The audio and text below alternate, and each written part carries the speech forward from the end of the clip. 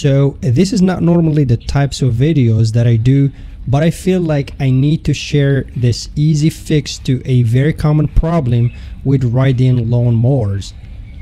This is my Cub Cadet XT1 ride-in lawn mower. It no longer starts, and this is what it does when I try to start it. If you have a similar issue, it is likely going to be a bad starter.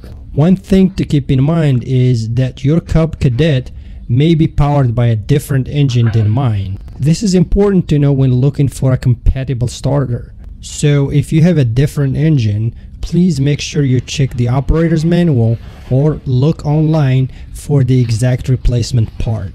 As you can see, I have a 22 horsepower Kohler 7000 series powering my Cub Cadet. To get started, I first went ahead and disconnected the battery. Then I disconnected the power cable from the starter. Next, I will be removing these two bolts on the top. With some elbow grease and a few turns and twists, the starter should come out with no problems.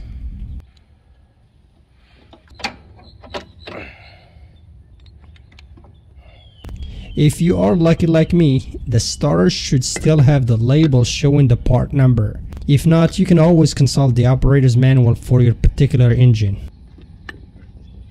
I ordered my new starter the same day and I received it in 3 days.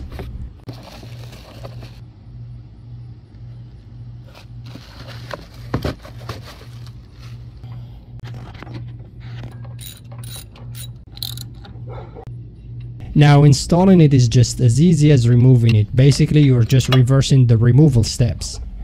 Connect the battery and you should be all set.